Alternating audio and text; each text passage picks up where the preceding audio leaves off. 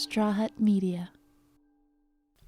Our episode today, you guys, is with Dr. Alan Berger. Dr. Alan Berger was my therapist a while ago, and I recently reached out to him because I wanted to restart therapy. Mm-hmm. And as I was talking to him, because he's moved out of California, so we were talking, and then I was like, you know what? He'd be a great person to bring on to the podcast because he's just got so much knowledge and information, especially about relationships and stuff. So I thought we could discuss that here.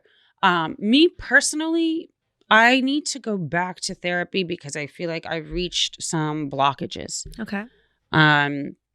I don't like that I can't get myself away from being just a logical person. Okay. I'm tired of it. It's very exhausting. Mm-hmm. I don't want to have to see everything as black or white. Okay. You know, I want to see the grays. So you want to be more emotional and show more emotions. Yeah. Or more expressive, maybe. Expressive is a good word. Like to not yes. be afraid. Yeah. Like if something makes me excited, I don't know how to show it. And it's like, it's not that I'm not excited. I just don't know how to show it. And then it's insulting for other people around me because then they're like, because then they absorb the negative energy.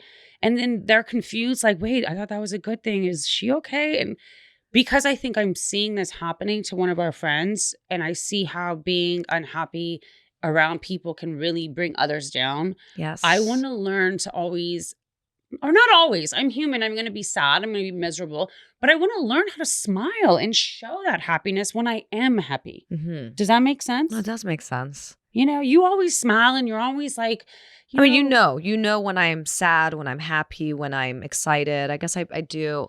I mean, sometimes I do hide. You're very good at hiding. Even when you're sad, you're always like, do you need anything? I'm like I go into isolation. Do you need anything, Anita? Yeah. So maybe I don't express myself as much as I thought, and I do hide behind myself sometimes. But you don't really show anything. I can't tell with you. No, I mean, we do it differently. You hide it with your nurturing. And I hide it with my just numb stale wall. Like, I think there's a lot of people out there that could benefit from hearing Dr. Berger's words, you know, or just in general, just understanding the dynamic of relationship in other people first starts with your relationship with yourself. And understanding where you stand and your boundaries and what your red flags are. You know, I mean, I love it. Let's get into it and talk to Dr. Alan Berger. You know her from Shaws of Sunset. You know she doesn't hold back. Dr. Berger said, you know what, get the fuck out of this class. Because I was heated. I was ready to fight this girl, okay? This is Genuinely Gigi.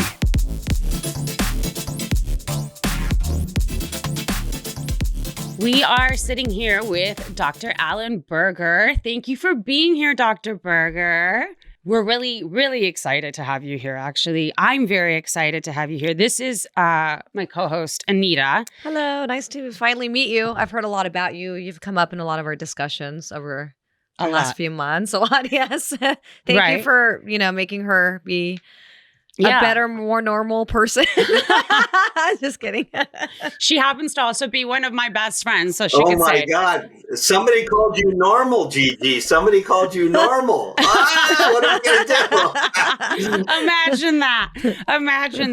Oh my goodness! So for those of you guys, I want to tell you guys a little bit about Dr. Alan Berger. Dr. Alan Berger has, oh my gosh, I can't even. How many books have you written? 5, 6, 7, 10, It's 20? 6 books now. It's 6 books now.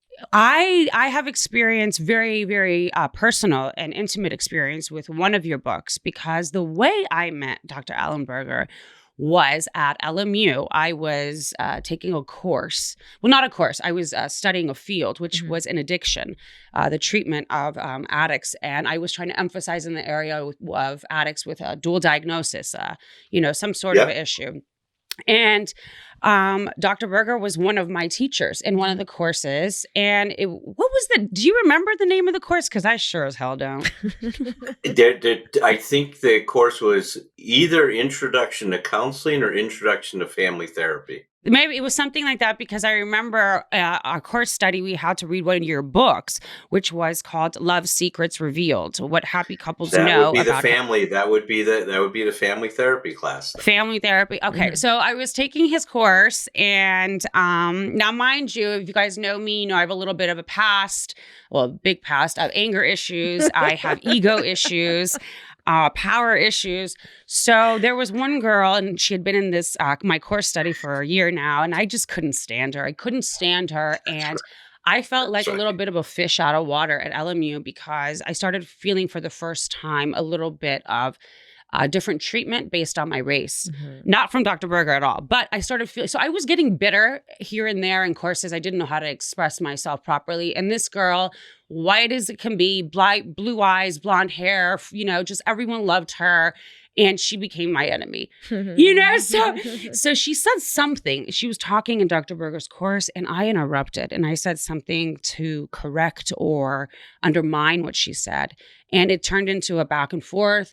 Dr. Berger said, you know what, get the fuck out of this class. Because I was heated. I was heated. Yes. I was ready to fight this girl. Okay. Yeah. And I turned around and I said, you get the fuck out of this class. and he looked at me. I remember, Dr. Berger, you were red, and you looked at me and you took a breath, and your shoulders just dropped down a little bit. And you said, you know what, sit down. Sit down in your chair and let's talk after class.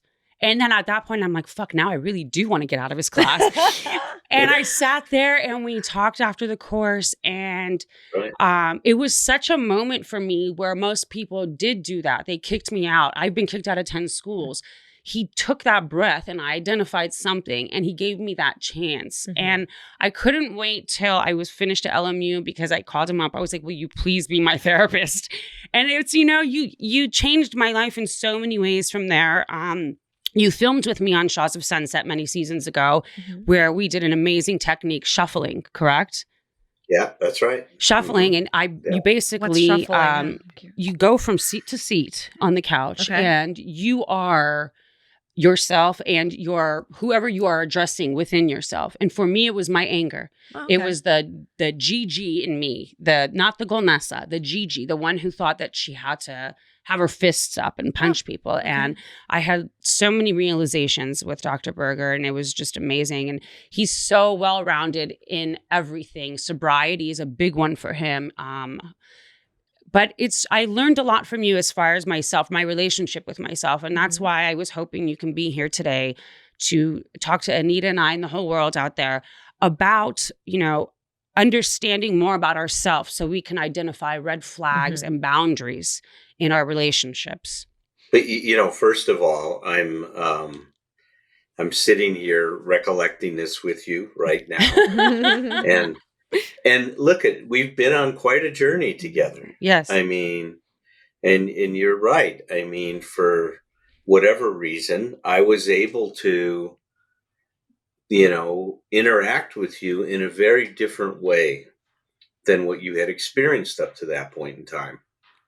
And I think that this is an important part. You see, I think a lot of our outward behavior, our overt behavior, isn't who we really are. No. It's an adaptation to some pain inside of us. And what people do is they don't understand that. So they treat that anger and stuff as though that's who you are. And you aren't that. You're so much more than that, Gigi. And I've gotten a chance from being able to sit in the front row, so to speak, of your life and watch how you've unfolded when you started to address these things. I mean, it's been amazing to see you really find yourself and come into your own. So it's a delight to be here with you and to share this with you and to hopefully that we can pass something on to somebody out there that's struggling and suffering in their life. And at the least, give them some hope that there's another possibility for them, right? Because that's what you had at that moment. That's what I've had in my life. And we all need that. It's, you know, we can only see what we can see. And at that moment, you were able to see another possibility. And I'm glad that we were able to search that possibility together. Right. I am too. I'm glad you said that because I realize that in so many instances in life when things happen, things of turmoil, things of loss, sadness, anger, it's an amazing ability to be able to say, I know this is temporary. And not just say it to convince yourself of some bullshit, but to actually feel that this is just temporary. And I have that peace within me that things are temporary. I still sometimes can get misled by my ego, by my anger, by my pride. I'm still human. I'm still going to have these situations and I want them to still happen because I learn more about myself every time something happens like this. But I think identifying myself was a big thing because that's when I learned boundaries. That's when I understood this is acceptable in my world and this is not acceptable in my world because I cannot experience those moments of rage again. So I need to protect myself. How do we know if our boundaries are protecting us or sheltering us? God, what a good question, isn't it? Huh? Because they can do both, right? If my boundaries are too impenetrable and I don't let anybody in at all to my life, then I'm shutting the world out to protect me. And look, at people do that. People say, I'm tired of being disappointed. I'm tired of feeling hurt. The only way that I'm going to be okay is to not want anybody in my life, to not want anything from anybody, to be needless and wantless. And they just now try to create this little bubble that they live in. And that works for a little period of time because you don't feel the pain of the conflict of the relationships, right? Because you've tried to erase all your expectations. See, that's the thing. Now, the problem with that is that you end up very alone. And at some point in time, that being alone isn't the problem, but it turns into a loneliness because your world becomes a soliloquy. It's just all about you, right? And there's nobody else in it. And it's like, that creates that creates another pain because we all have two instincts, and I think it might be good to talk about this. We're all born with the desire to be a part of, to connect, to join, as you and I have talked about a lot. But we also have a strong desire to be our own person. And here's where the rub comes in, is if our parents know how to balance those two things, then we're going to develop the skills to be in a relationship, because the skills to be in a relationship are balancing that togetherness with that individuality and treating them as both important. But mostly what happens is either we make the togetherness more important than ourselves, and so we erase ourselves, we throw ourselves away, we become people pleasers, we try to do we want to do whatever the other person wants us to do because we want them to love us, or we say, screw them, it's all about me, I don't care what you want, it's about what I want. Right. So we fall out of one side of the bed or the other, and both sides are problematic. Our real quest in life is, how do we stay balanced? How do I make you as important as me, not more and not less? And when I do that, that's when I can set healthier boundaries, when I'm considering what you want, but also considering what I want at the same time. I hope it's safe to say this. Yeah. I think you and I are polar exactly. opposite. I was just going to say that. Like, you are exactly. Yes. Right. Yes. I am complete wall. I went into the opposite. I am numb to outside emotion. I feel a bounty full of emotions, but I'm very logical about it, and I hate it. I don't know how to feel. And then I have Anita. You are expressive. You are loving. You are looking for love. You're open to love. You're giving. You're nurturing. You're everything I'm not. Maybe that's why we are best friends. I don't know. But do you feel that you are hurt more in life? Hurt more in life. So when you see someone like me, I'm more vulnerable, do you think you want to be more like this or be more like you? I mean, everyone says, you say the grass is greener on the other side. I feel like if I'm more strong, and it's better to be like you. And I would rather be like you, though. No, but I'm constantly hurt, and I constantly feel like I'm giving and not But you're experiencing life. Is that right? Let's ask Dr. Berger. Yeah. This is turning into relationship counseling. Look at that right before my very eyes. Now we're doing couples therapy. Yeah. All right, let's do some. Look, you see, Gigi, what I would say, you sell yourself short because I'll let the secret out now. You are one of the most caring people I know. Wow. And the problem is that you care so deeply. At times it is so challenging for you. That's why you try to shut the spigot off and not to feel it so much. Why? Because you don't. Well, it's learning to balance. And I would say the same thing. I don't know Anita, but I know Anita's got a side of her that wants to be herself. And that would also, if she allowed it, there would be more room. But just like for you, being afraid to let that caring out because you're going to be taken advantage of, somebody's going to manipulate you, so, you're going to get lost in the relationship. For Nita is, if I let you know who I really am, you're not going to love me. So I'll try to just be nice all the time. See, so that's the kind of what happens for us in this stuff, is we have both sides. Right. You have both sides. I do.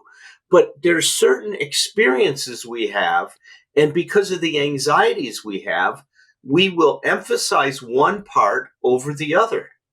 So in Anita's case, she brings out her loving and compassion and sensitive part of her, but there's also the other part. I'm sure that's in there, Anita. I'm sure she's in there. Just got to get her out. Do you ever let her out? I don't know. I don't think so. I think I need to. You keep her in the background a lot, I keep her in the background. But maybe with your help, we can get her out. Maybe we can get her out. I don't know. But you're right. Gigi lets that part of her hang out. Right out. I mean, you live that part of you in bold living colors, Gigi. Mm-hmm. And it's great. Part's great. But there's also the other side of you, and I've seen it. We're going to take a quick break, but when we come back... Well, that's usually when I end up leaving the guy. I leave them right there. That's why I'm talking about as soon as I see it. And I act as if I'm so fucking perfect. It's an ego thing. I drop them right there. A lot of people have difficulties in relationships, not just intimate ones, but relationships as a whole with other people because we somehow expect people to be on our same mindset, wavelength, all through life. And it's almost impossible because our journeys are so different. Probably why I don't believe in marriage for that fact. But we have a marriage in every relationship. I'm married to Anita. I'm married to my parents. I'm married to my partner. That's right. Right. So people are able to create these bonds and establish this connection. But for some reason, ego still is more powerful than letting go, being submissive for me. And I remember going back to one of your books that I read, Love Secrets Revealed. I brought this up to you a million times, Dr. Berger, Anita. I think everyone knows this. One of my favorite sentences from your book was, submission breeds resentment. Yeah. And I mean, I want to tattoo that across my forehead. Even though I believe I took that to the extreme other end, I would love it if you can explain to everybody what that means. Submission breeds resentment. Well, unfortunately, and as you know, and from what you're saying, relationships are a challenge. They're the most challenging and difficult thing that we're going to experience in our whole life.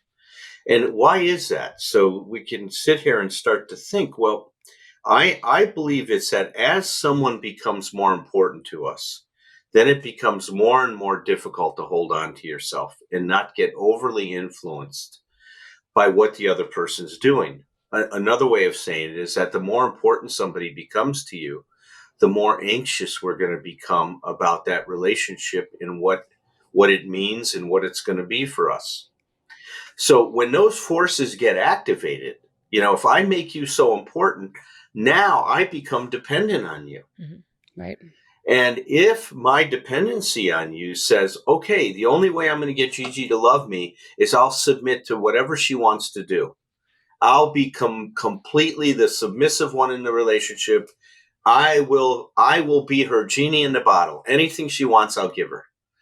But secretly inside, I start resenting you. Mm-hmm. How come you're not more interested in me? How come this is all about you? So eventually, at some point in time, my resentment is going to start to, spill out, so to speak, right? Right. I'm going to start taking shots at you, or I'm going to call you selfish. Now, I'm playing a part of that. Right. If you're selfish, you can't be selfish without me abdicating myself, right? If you say what you want and I say what I want, then there's no selfishness. You're saying what you want, I say what I want, and we negotiate it. Hey, what makes sense? Is there some way we can find a way to meet both of our needs now? But if I'm not saying what I want and you're saying what you want all the time, then what I can do to try to manipulate you to create room for me is to say, look how selfish you're being.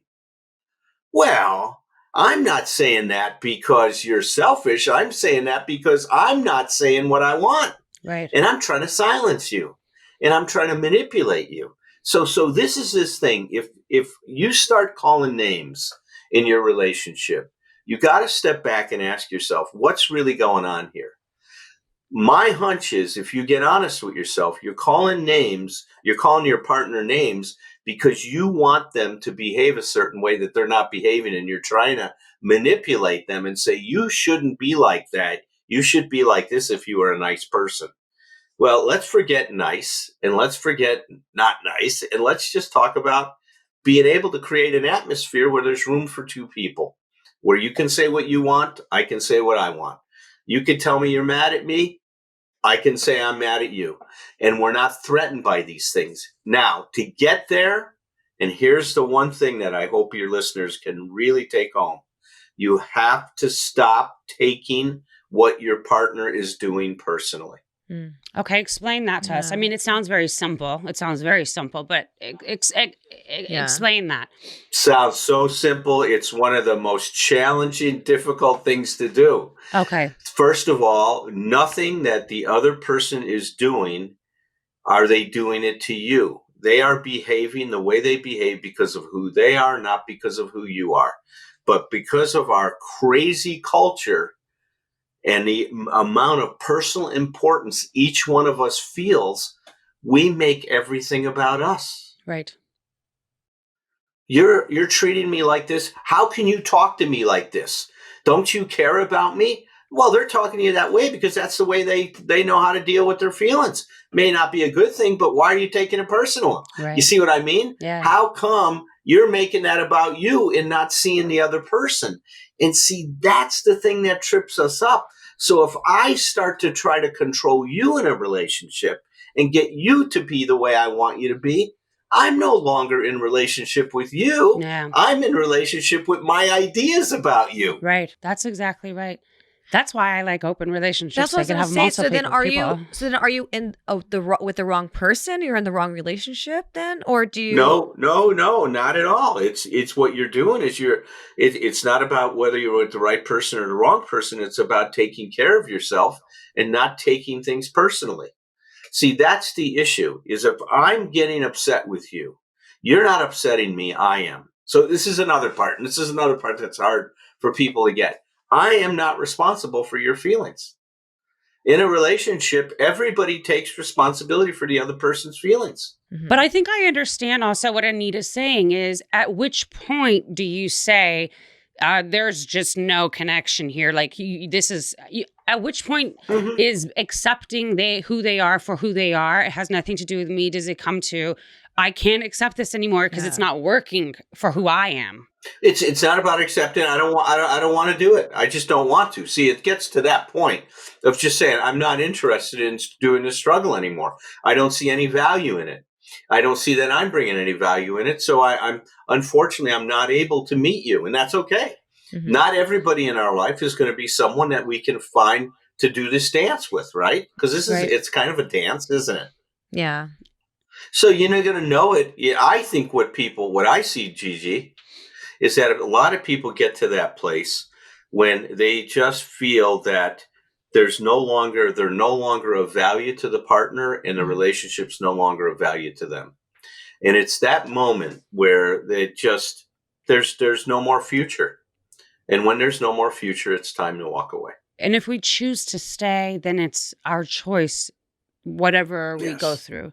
Well, that's an important thing. You're right. If you choose to stay, you've got to ask yourself, are you still expecting them to change? Right. And that you're still trying to that it's false hope, right? Are you creating false hope that somehow things can be different? And I'm telling you, if you can't accept the way things are and find value in that, then you're kidding yourself if you think that things are going to be different. And if they change, it'll be okay. I agree. Yeah. Those are red flags. I would say those are the red flags. A lot of people look over red flags. They brush it under the rug, and they're like, oh, maybe he's having a bad day, or maybe, she's just, it's her time of the month and whatever, it's hormonal. People start making excuses for certain things. And to me, that is being submissive to self. Yeah. But can I bring up another point, though, Gigi? Here's, I think, an important thing. Of course. Because, see, I think the other thing that happens is we've got to also understand that in when I say it, you're going to go, well, of course, that sounds right. We all know that. But I don't think we do. See, when we first come together in a relationship, that romantic period of time when we found this one person and we feel like we're totally in sync. My God, we think alike. We're, we're wanting to spend every minute with each other. We're excited. We look at that other person and all we see is how wonderful they are. Right. And then all of a sudden one day you wake up and say, my God, she's not wearing makeup now. Jesus Christ, there's a wrinkle on her eye. So now reality comes into play, right? Right. And every relationship goes through a period that I would call disillusionment. And that disillusionment creates disappointment. Now, the problem is people treat that disappointment as though something's wrong. Well, that's usually when I end up leaving the guy. I leave them right that's there. why I'm talking about as soon as I that's see it. And I act as if I'm so fucking perfect and I have everything perfect. That's how I act. It's an ego thing. I drop them right there.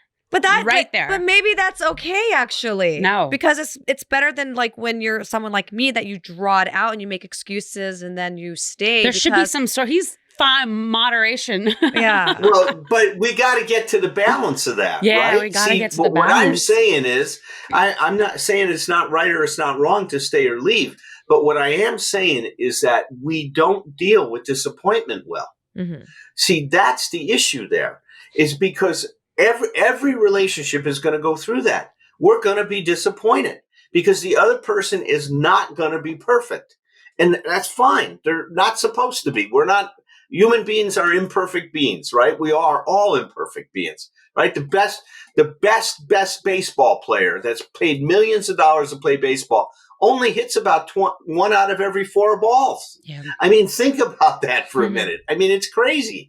But what I am saying is when we don't deal with the disappointment, then we say that they're wrong instead of let me deal with my disappointment and let's see if we can get this relationship on a little bit better reality grounding, right? Yes. Instead of living in our fantasy about what we think we need the person to be okay and to have a good relationship, let's learn how to deal with who we are and what is going on and see if we can grow out of that disappointment, if a new possibility can emerge. Very rarely do people have the skill to go into the pain of their disappointment and to look at what that means about their expectations and about their perfectionism and how they've idealized this person. And that's the problem, not who the person is, but these ideas that we have about who we think that person has to be for us to be okay. Does that come from a level of self-insecurity? Yes, it comes from emotional dependency. It comes from this idea that somehow something out there is going to make me okay. She's going to come along. My Prince Charming, he's going to come along. Mhm. My Queen of Sheba, she's going to come along. My Cleopatra's going to come along and make me okay. Well, you heard me say it in our class that Dr. Nathaniel Brandon, a brilliant therapist, he passed away a number of years ago now, used to have a plaque above his door and it said, "No one is coming." That's a good one. That's a really good one. No one They give you is that coming. right here, like We should behind put that out. you. No one's coming. No one's coming. It's you that you're waiting for. You've got to find out how to show up in your life and learn how to deal with life as it is. See, that's the real key, is how do we let go of all of these expectations so we can get on with the business of dealing with life as it is? Because that's where your true happiness is going to be found, in being able to cope with life on life's terms and not demand life to be what we think it should be. We're going to take a quick break, but when we come back, you're so out there in so many ways, and in other ways you're so isolated. It's always these paradoxes, right? You are the most public, isolated person I know. Yeah.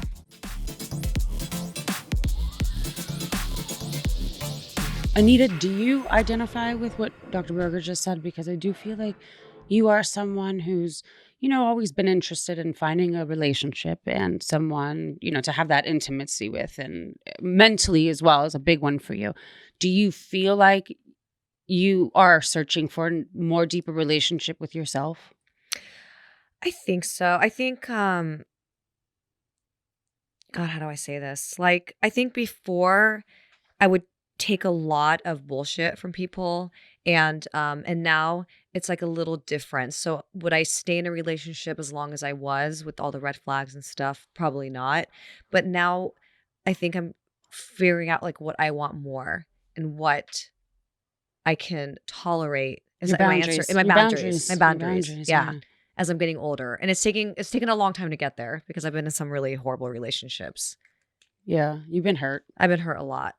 But you still have this will, that there's someone out there and they'll find them. Right. But then I always find the one. No one is coming. No one's coming. But then I find these little things in people that I tend to want to like not be with them or make it. I don't know if it's fear of like. So I like to sabotage things. Self-sabotage. So did I answer your question? Am I like totally going in a different tangent or? Well, no, you're right on. See, what happens is what you're saying is that when you have this experience over here and you say, God, this relationship is so great. I just want it to stay like it is. And that's what we do. You see, when we experience something great, we don't want it to ever change. But that's the problem. Because the only thing that's permanent in our life is change. Everything's going to change. The issue becomes can I deal with and accept the changes and make the best out of them? John Wooden, a wonderful basketball coach, had a lot of wisdom, and every one of his players that played with him said, I learned so much more than basketball, because the guy was brilliant. And one of the little sayings he has, the people that do best in life are the people that make the best out of what happens in their life. Yeah. I mean, think about that. That means that we don't hold on to something and say, this has to be this way. Right. That when it changes, like I'm saying, if I deal with my disappointment, my wife is not going to meet all my needs. She's not going to satisfy all my desires. What do I do with that now? Well, I grieve it. I cry over what's not there. And then I can appreciate, what? In one way, it's good she doesn't, because it forces me to grow up. Instead of being little baby Alan, and she's going to take care of all of Alan's needs, now I got to stand up and be a man, and take care of my own needs, or a person and take care of my own needs. You see, that's the opportunity when we get disappointed, is that if we deal with it the right way and don't blame the other person or don't hold on to it, then a new possibility emerges.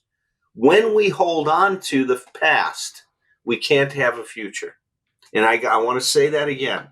If I hold on to the past and I say it has to be this way, then I have just erased any possibility for a future. And when you do that, you start to get depressed. Because it's not real. That's right. That's right, Gigi. The one thing I love about you, Gigi, is you are all about real, baby. Yes, a little bit too much. A little too much. But I'll tell you though. But nobody has to figure out where you stand with them. Let me put it this way. That's true. I wish I had. I still to this day want to go get a test because I need to put it in my head that I might be like autistic on the spectrum or something. She won't drop that. I said it one time. I can't let it go. It's like stuck in my head that I might be autistic. But I meant it as a compliment. Like I think she's very smart and. But like I don't. That's just saying. It might make sense to a lot of things in my lack of emotion. I don't know. You don't have a lack of emotion. Correct that. See, that's you keep saying that you don't have a lack of. You are the most emotional person I know. Yeah. For you to say you have a lack of emotion, it's you don't know how to regulate your emotions is what you struggle with. It's not a lack of emotion. Shut off. Yeah. You are passionate. You are one of the most passionate. And that's why you've been so successful is people love your passion, Gigi, for life. Thank you. Oh, that's nice. Okay. I mean, I always did look at it like a negative and it's just I feel stuck. It became negative at times when you didn't know how to deal with it. Yeah. But see, it's you have a zeal and a zest for life that is so attractive, that's so charismatic, and that makes you who you are. And you're delightful to be around. I appreciate that. I mean, I definitely do feel like the black sheep to a lot of the norms of society. I used a sperm donor and here I am, recently. I mean, I haven't seen you since I was pregnant, Dr. Berger, but, polyamory is a new thing for me and the direction I'm going in. But I get a lot of ridicule by the world before I get any praise because I feel like everyone's a little slower catching on to certain things in life. Yeah. But once people are there, they're like, oh my God, you've been talking about this for ages.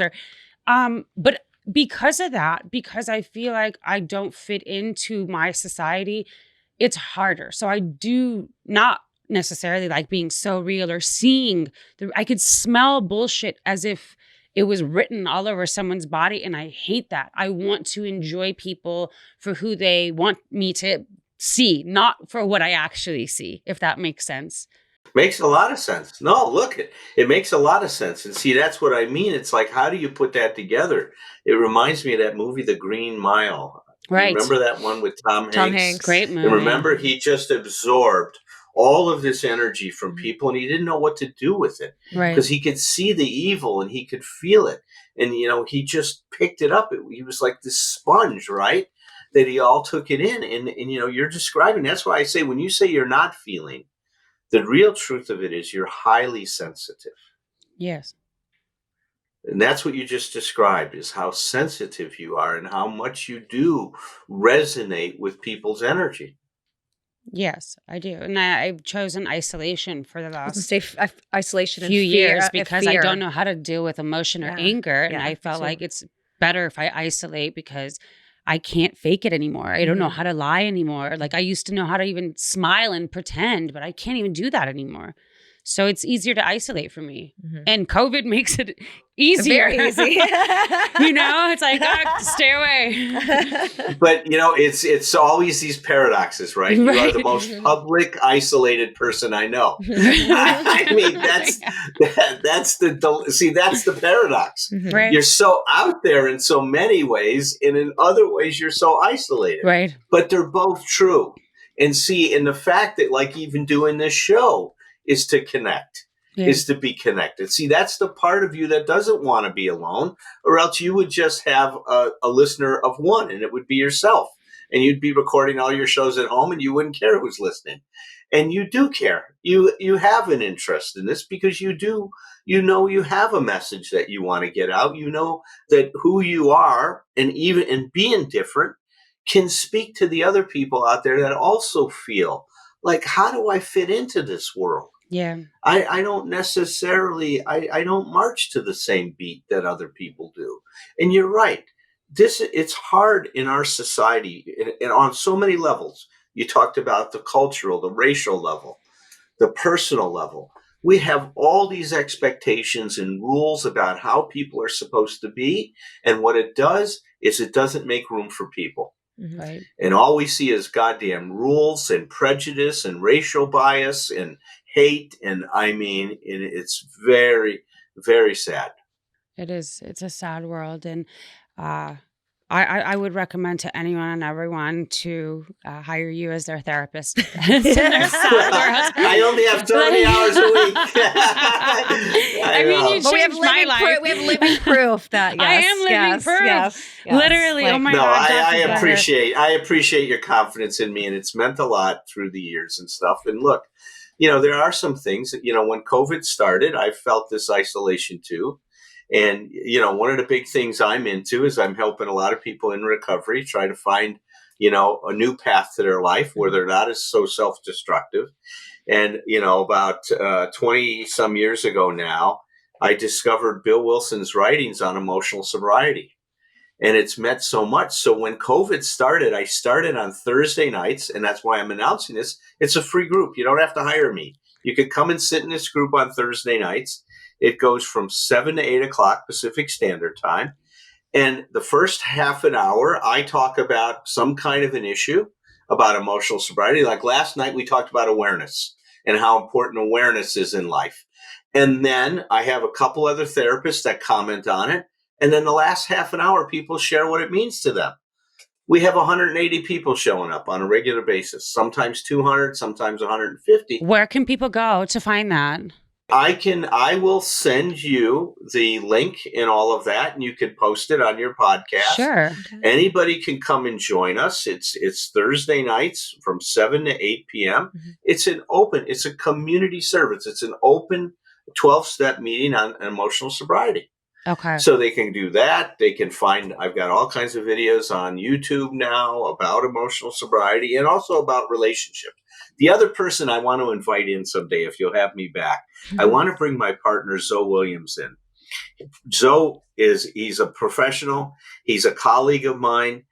He is amazing. And we did a program together I wrote Love Secrets Revealed. Zoe and I did an audio program called Love Matters Revealed.